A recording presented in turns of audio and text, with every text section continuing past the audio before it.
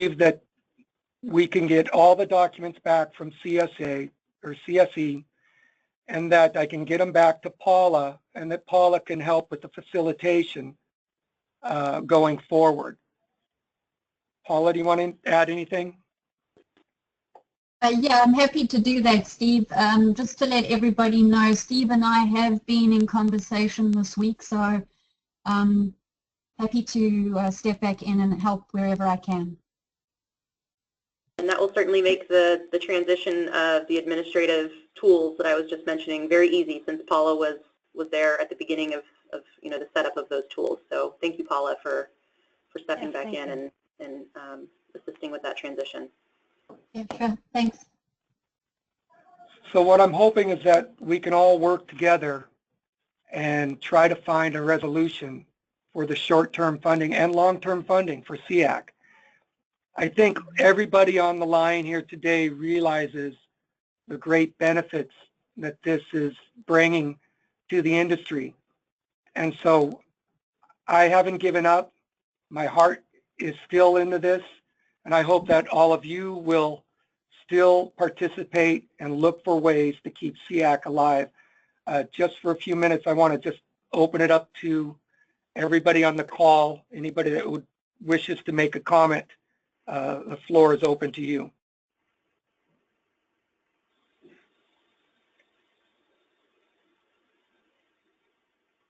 I'll go. This is Chris Fox from SunPower. I'm all in. Whatever you, Steve, Paula, need to help to justify ongoing, funding requests, short and long. Let me know, testimonials, whatever. I think that this group is at a critical point in its evolution. I haven't been here since the beginning, but I see a very, very strong need in the industry right now with what's happening. And I feel like this group has established itself as a clear authority and a leader. And I think that it would be a big loss if it was to go away. So just, I think that just let us know how we can support, in any way. Thanks. Thank you, Chris. Yeah, thank you, Chris. And we will contact you and reach out to you. And again, I think everybody can see the benefits of this this association, this committee. And so I don't want to be doom and gloom, guys. Let's think of a way we can make this work. I've talked to John Tacker since he's been out of the country. I've been in contact with him also. And there might be other ways that even the International Association of Electrical Inspectors can help out, talking about contacting them and looking at ways to revive maybe even the California Electrical Inspectors Group and finding funding through them and through maybe some of the chapters in California. So there's still hope to keep this going. Yes. Hey, Steve, this is James Cormican from RBI in Ohio. Can you guys hear me okay? Yes. Yeah, I'd like to say the team at RBI Solar is also interested in doing what we can, with testimonials, whatever, or, if it comes to financial support, even far, far away, the impacts of what the SEAC group is doing as a model for other intergovernmental utility code and standards relationships. We've name dropped you guys as far as Rhode Island and turned other states that have policy issues and stakeholder discord on to all the great work that's going on with you guys in California. So RBI Solar would definitely like to continue to support, and you can contact me offline on whatever you think is the best way for us to go forward with doing that. It's really a model comparatively to the rest of the country, where there's not really another group like it that I can think of where everybody gets together and can, resolve differences and push in a generally positive direction. Awesome. Great. Thank you, James. We'll will be in contact with you. I appreciate all the kind words. It's nice to hear that that the committee is making a difference, and you echo the same feelings I've heard from other members and other people. Thank you again.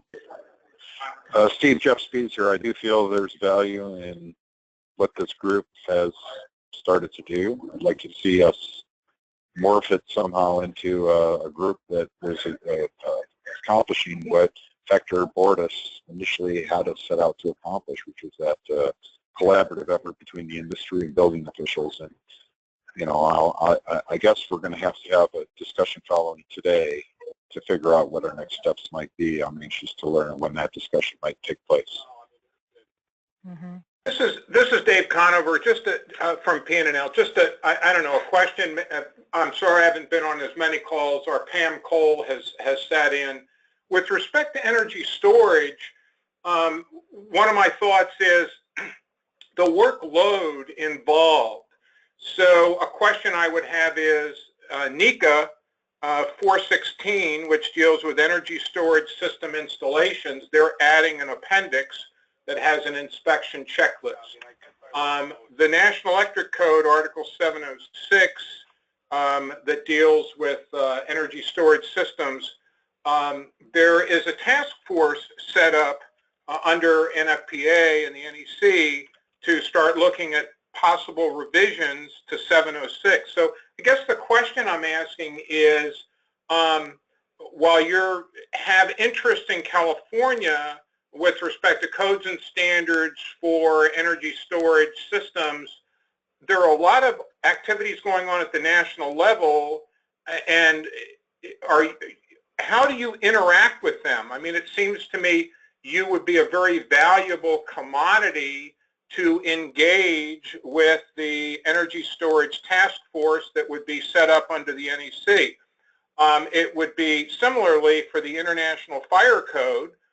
There is a special task force of the Fire Code Action Committee of ICC that's working right now to develop changes to Chapter 12 of the 2018 International Fire Code. So that's a long way of asking a question.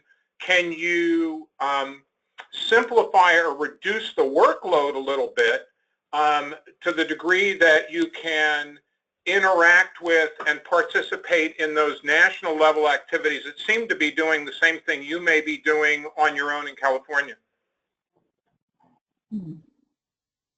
Dave, this is Joe Kane. I'd like to respond to that on behalf of SEA. And that is that there, as you mentioned, there are working groups and task groups established right now that are actively working right now. And but that has been somewhat of a different influence or correction, kind of emphasis than what's been happening presently in the SEAC group. The SEAC group has been kind of more like dealing with implementation and enforcement issues of the code currently in effect. And these national working groups have been more engaged in development of future codes. And so both are equally important. And as a matter of fact, I intended to bring up the same exact point that you just brought up, Dave, is that the same cast of characters that are working on, you know, today's implementation and enforcement also are the same kind of brain trust that could be actively engaged in development of these future standards and should be keenly aware that these things are happening right now. And specifically, the NEC task groups, you know, are active not just on energy storage, but of all aspects of PV and energy storage and across all chapters of the NEC. And this, the Fire Code Action Committee and the Building Code Action Committee, they're dealing with all of the PV and energy storage issues. What's coming up next, the next major event is a live meeting in Chicago on May 31st and June 1st. And so not to go into that in depth right now, but just make sure that people have an awareness that these activities are going on and really should be integrated and complement each other. And that's, now I appreciate that very much. So thanks for the response. I would mention I'm actually just sitting here multitasking, but looking at, we're going to be putting out as part of this energy storage roadmap that was just finalized between us and Sandia on behalf of quote unquote all the stakeholders. In the codes and standards area, I'm going to be putting out, we're going to have something on the website, and then I'll be putting out a monthly kind of update on what's going on with the IFC activities, the NEC task forces. ASME is writing a standard on molten salt systems, UL 9540, 1474, yada, yada, yada. So that will NFPA 855. I'm on that committee, and yes, we'll cover 855, 791, right, and on and on and on. So the idea is but you're right, they're two separate issues. One is, okay, what are we doing to make sure in 2021 or 2020 or whatever it is, we've got criteria, but you're exactly right. You've got current adopted codes right now, and you're kind of, if you're trying to do conformity assessment against the current code, you may end up on the short end of the stick knowing what to do or having complete guidance. So I appreciate that. Sorry to take up so much. Yeah, and the SEAC has been, basically proved its value in the near-term need of how do we get projects permitted and plan reviewed, permitted, inspected today. And so it's been a different emphasis, but it's been an extremely important emphasis. And so SEA wants to be very supportive of these things and has been more active in the model code development. But I think there's a lot of room for conversation. Good, thank you, Joe. I think you summed that up too good for SEAC. And Dan, the SEAC does have many members that are part of the IAI and also sit on some of the code making panels and work with some of these other groups. But we try to keep in touch with that. Appreciate any information that you can pass on to the group. Moving on, if there's no other comments from the group on the immediate future of SEAC, let's look into what the task group has been doing on energy storage. Alan? Sure. So I'll start off for the plan check corrections list.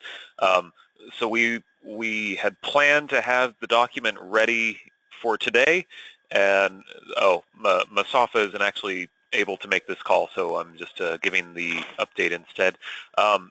Except there is one correction item that the task group has not been able to come up with a single answer for, namely rapid shutdown for energy storage systems. I'm sure that most of you on this call have an opinion about energy storage systems and rapid shutdown, and if you do have an opinion, we are going to be having a call that is just going to be geared towards addressing this one topic. So that way we can have a few more experts that can hopefully help us settle on something so that everyone in the task group is basically happy with that correction item. But like I said, I'm sure that most of you have a pretty big opinion about that topic. So I believe that, I will probably have to get in touch with Paula about scheduling that, since I don't know if CSC will be able to schedule that meeting. But we'll be sending out the info for that meeting soon. But other than that, we are just, we're basically done with the corrections document and the plan check submittal document, and then we will send it out for review for everyone. All right. Perfect. I know it's been a really great task group to participate in. I learn something all the time listening to the task group. I always walk away with something, and it's been great. I'm glad to see a final product coming forward for the rest of the membership to vote on. So close. Yeah, great job. And so is there a Google, or not a Google, but a Doodle poll gone out for the next meeting? That's a great question. So if since CSE will not be able to handle, or sorry, not handle, but I guess I can work with Paula on the doodle poll, and then we'll send that out to the general SEAC membership base. Yeah. For anyone who's so interested. Ellen and I can talk offline and get everything up to date. Yep. Perfect. Okay. Thank you, Paula. You're welcome. Okay. I have Charles Picard here next, but I don't think he's online, is he? Anyone from Tesla or Solar City? Jim Cahill, I'm on, Steve. Okay, was there an update on the task group from Charles? So, you know, I talked to Charles. Charles was actually out in California this week, and as you know, and so I talked to him about it, and he said they're basically, they feel like they're complete. They're just waiting for the final work from Mustafa and Alan's group to make sure that they're mirroring everything properly, but like they feel like they're complete. Oh, good. Good. So they're holding off just to make sure everything's compatible, everything mirrors each other. They'll be presented at the same time. Yeah. Yes, I think that's how we should do it. Oh, good. Great. So Jim, if you folks want to resume that work, the corrections list is basically done except for the rapid shutdown note. So I guess you can kind of go hog wild from there. Okay. All right. I'll let him know. Cool. Thank you. Perfect. I know that John Tacker's not here. He did say Rich Berman was going to show up and speak. I don't see Rich from UL here either. Pete, I don't want to put you on the spot, but had you had any conversations or any updates on the task group, the NEC? No, with John out of the country this month, I have no updates regarding that. We did have a good meeting before he left, and this kind of plays on the point that a little bit earlier in our discussion. This is something we did want to use our members for, because many of us that are part of SEAC are also part of product standards committees and technical panels and code making panels.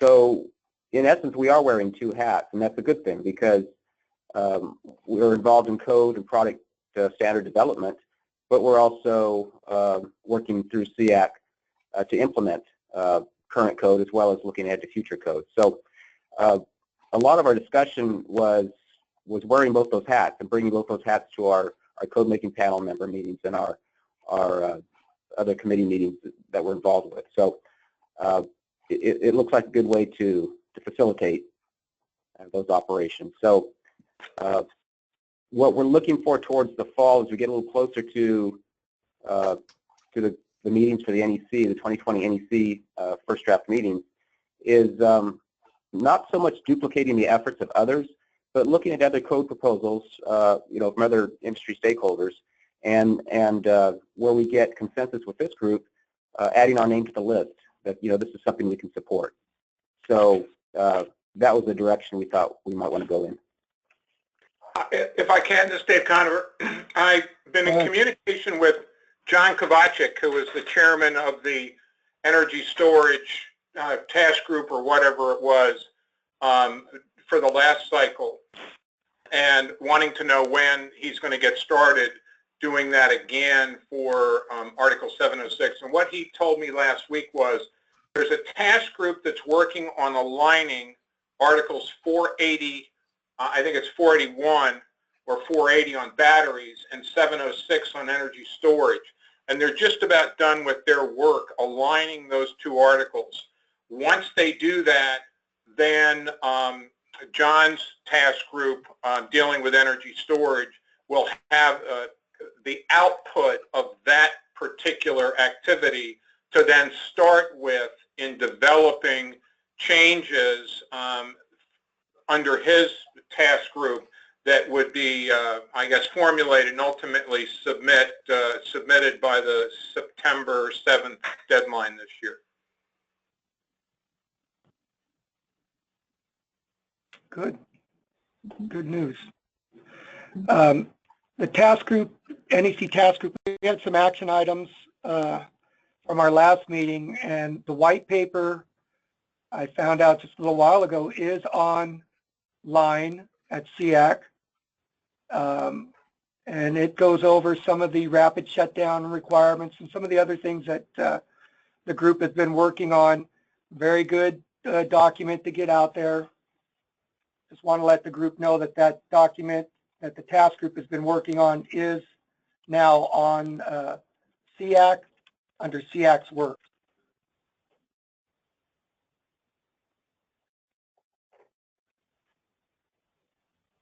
Okay, good. Let's go right into item number 5, next steps and action items. Let's talk here again about what we feel we need to do to keep this committee together going forward, and maybe talk about some of the action items that have been completed from our last meeting. Jack, can you update us on any of that? Yeah, hold on one second. Sorry, Thank you, got Jack. a lot of documents up here. Yeah, appreciate all the work that you've done for SEAC, Jack. You have been very helpful in facilitating these meetings, and I'd feel remiss if I didn't publicly thank you for all that work. I know how much work it takes. Thank you. Yeah, thank you for saying that. Thank and then you, the Jack. other, yeah, the other bit that has been uploaded onto the SEAC website is the TIA document. That's in the same Our Work section, just above the rapid shutdown document.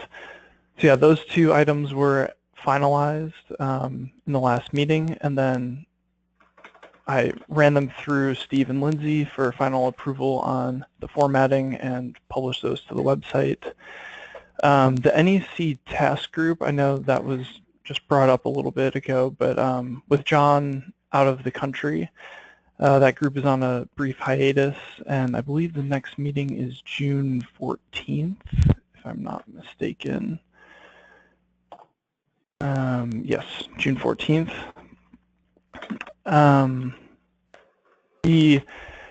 There was an issue with the website having the actual Google Doc information for the task group, so that has been removed.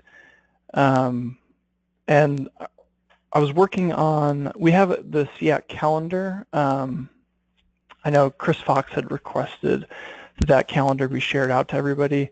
We have the SEAC calendar put together. I was figuring out the best way to share that with everybody so you can add it to your own calendars. Oh, good. I believe that's about all I had here.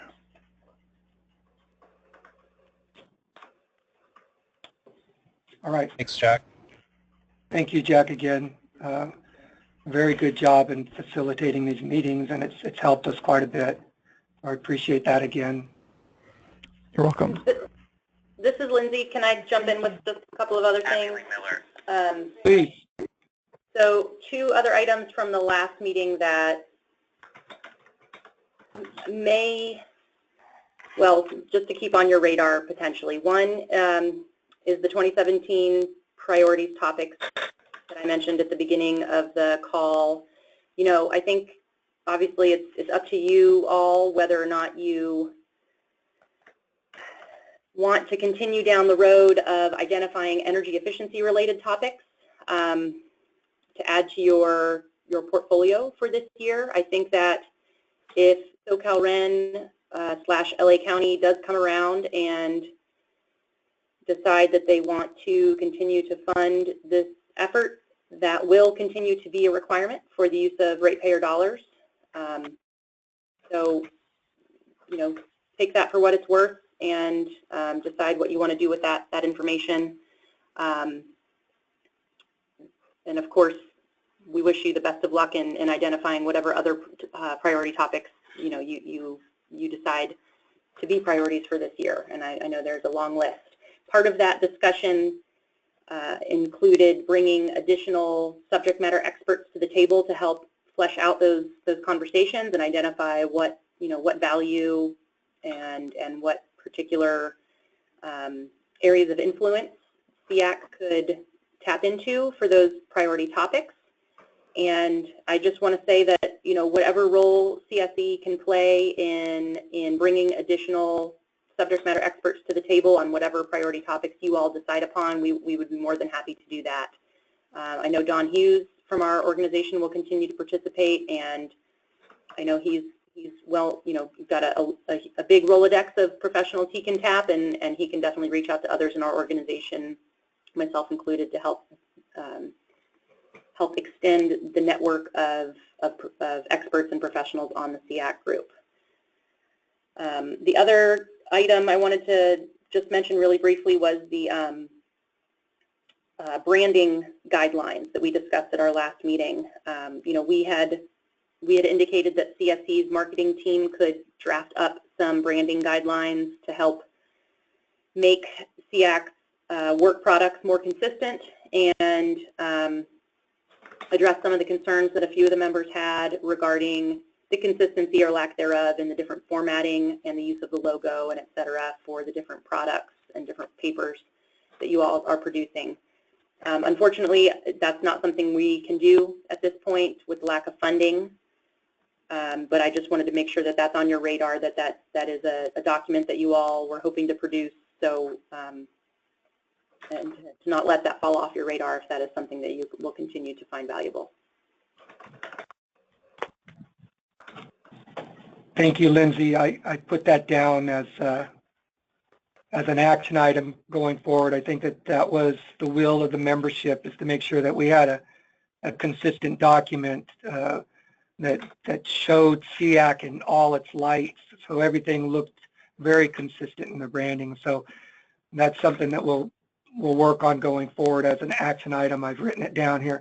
Lindsay, I do want to take time to thank you too for all you've done to facilitate. I know that CSE stepped in here and picked up so that this committee didn't die, and we appreciate again all the work that you have done for us, and CSE, Don Hughes included. We appreciate all the efforts that he gives us and that you afford us.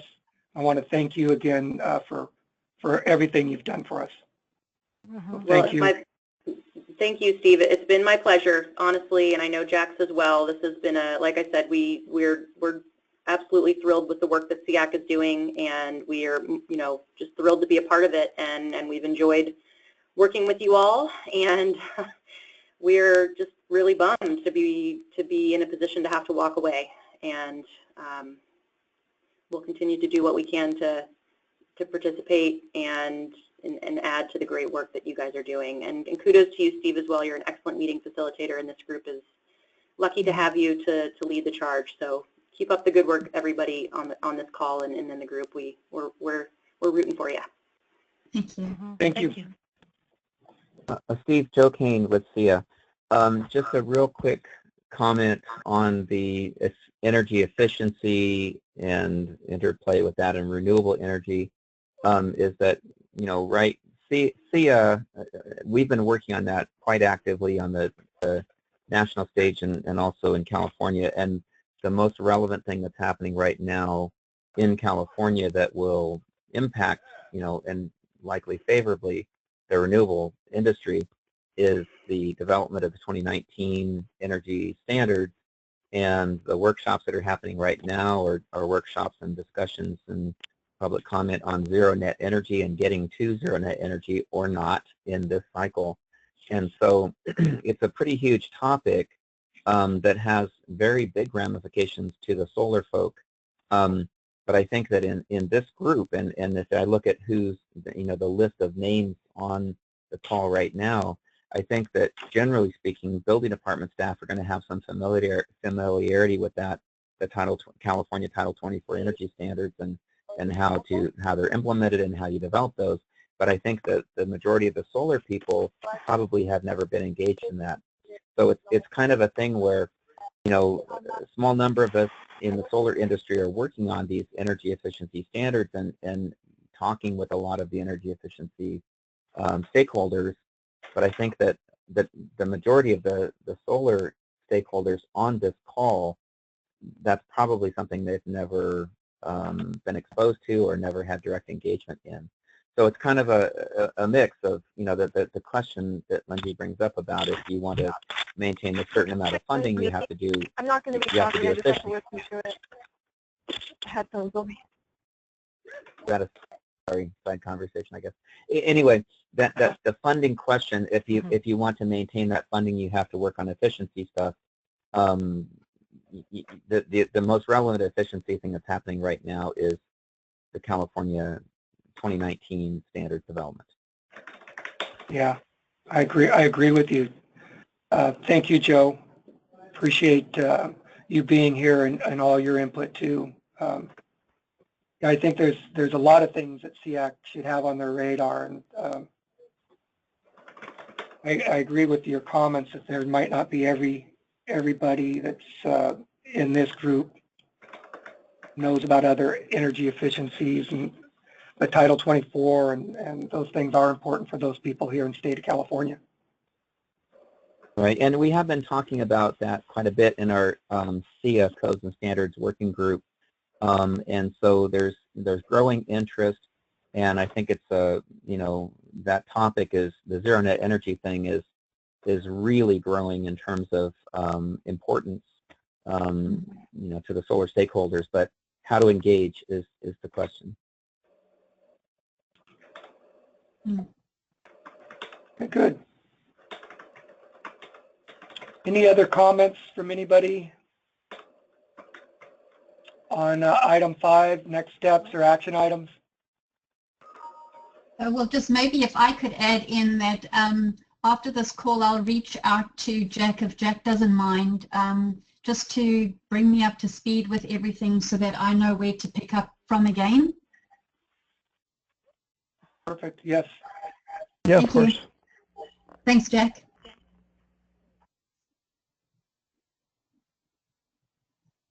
Okay, let's move on to item number 6, open forum and feedback. This is your time to go ahead and discuss anything that you feel relevant to the committee before we close for the day. This is Mark. I was looking ahead at the next face-to-face meeting for SEAC, and I guess it's scheduled in San Diego at the Center for Sustainable Energy. It is, and this is Lindsay, I am currently trying to determine whether or not that's something that we can still host. There's a good chance that we may still be able to host it as a partner of SEAC, regardless of whether or not we're facilitating. You know, we host all kinds of meetings for all kinds of different partners, so this could very well be an appropriate partnership activity, and I will probably coordinate with Paula and Steve, but I'll try to make that determination as soon as possible so that if you all need to find a new location, you can do that without delay. But until you hear otherwise, I would say just assume that it remains here at CSE. Great. Great. Thank you, Mark. That wasn't something I was thinking about. Thank you.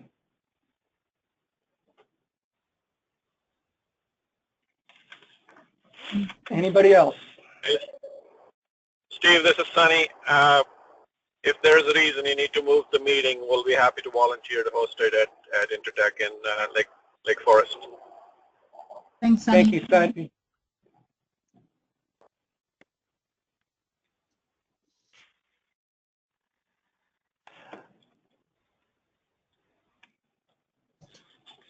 Anyone else?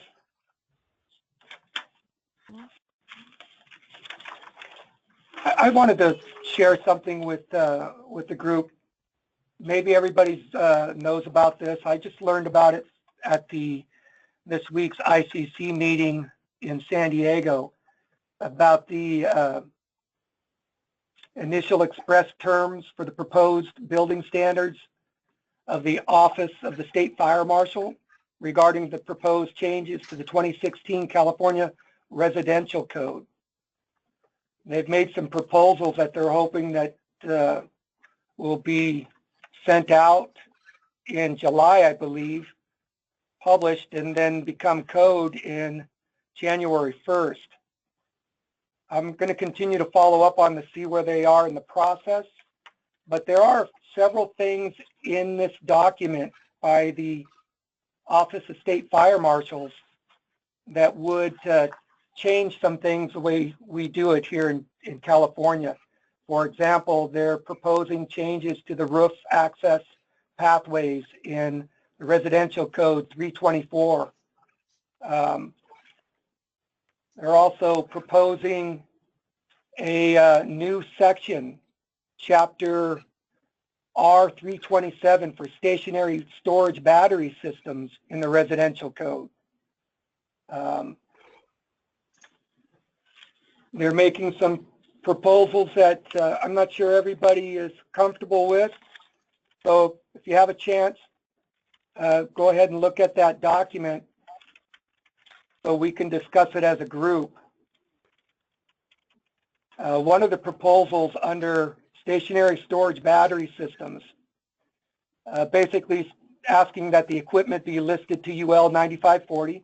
I don't think any of us have a problem with that, but with the exceptions, exception number 1, where approved, the repurposed unlisted battery systems for electrical vehicles are allowed to be installed outdoors or in detached sheds located a minimum of 5 feet from the exterior walls, property lines, or public ways. It goes on, there's a couple more exceptions, but I think that there's some interesting reading here, but I just thought I'd pass on to the group.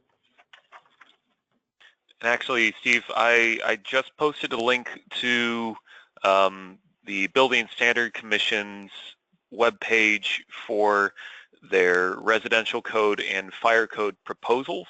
So right now, those codes are currently in a 45-day public comment period. That public comment period expires on June 12th.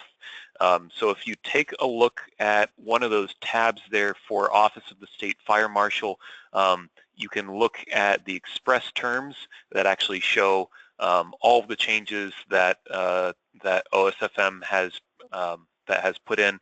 They've also put in some proposals, or a proposal to add the entirety of Article 706 from the 2017 NEC to the California Electrical Code. The public comment period for that has already passed, so I get the feeling that we will be seeing Article 706 in the California Electrical Code. And again, all of the intervening code cycle amendments would actually be live on July 1st of 2018. Wow, there's some real good changes and some real drastic changes with the proposals I'm looking at. A lot of stuff, yeah. Yeah, wow. This is Dave Cano. Based on what you described for the residential situation, your description sounded very much like changes that were proposed to the 2015 IRC that were approved and will be in the 2018 IRC. It just sounded to me like California is just kind of picking them up early and appending them to the 2015 because the 2018 hasn't even been published yet. And that's exactly the case, because they basically grabbed a bunch of the stuff from the new fire code and also threw that into the CFC. So even the CFC has a bunch of stuff for energy storage now. Cool. Yeah, and this is Joe King with SEA, and yes, as Alan said, that's exactly what happened, and I believe that the State Fire Marshal even tried to pull it in verbatim without. So I believe their intent was to make the language in the intervening code cycle identical to the 2018 language. That battery second use thing was an unusual and awkward thing the repurposed vehicle batteries, and we talked about that at length, and I even tried to contact a couple of researchers in battery second use and was not able to get them engaged, but it's probably something that nobody will ever do it. Yeah. It's there. I don't know. I mean, my 18 comment on that is that there is a concern, at least when you sit in on some of these, whether it's the NEC 706 work or NFPA 855 and the IFC discussions. You know, there are some of those. There are folks, Mo, Larry, and Shemp, setting up stuff in their garage to buy old batteries and vehicle batteries and make stationary energy storage, which is why you have a new UL 1974 standard coming out. So I think the concern, as I recall, is until you have something to test, list, and label repurposed batteries, it's really kind of a crapshoot what's going to be going into a building that isn't an OEM, 1973 listed brand new battery.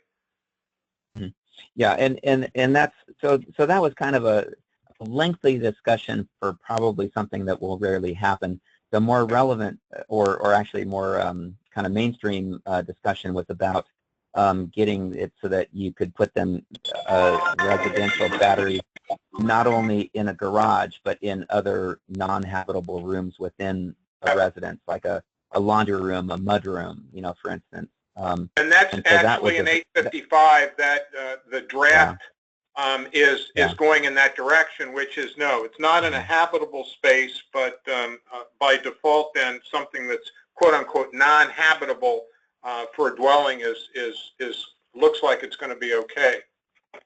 Yeah, and that's something that we were very concerned about, but something that was a real positive move in the IRC. And then the rooftop fire setbacks, I heard they're pretty good because I was the proponent on those at the ICC hearing. So I authored those with Kevin Reinertson and submitted them on behalf of SEA, and I think he did it as Cal Chiefs or either that or County of Riverside. So Kevin and I worked on that together, and I think on the residential side, we expect people are going to like it a lot better. It's simplified and more flexible, and I think people are going to like it. They're much better. Well, it is. It reading the way it is here. I think it would be clearer and make it easier for a lot of people, and it'll give more room on the rooftop for installers. So it's good. Yep, that was the intent. Okay, anybody else have anything they'd like to add to the group for the good of the order?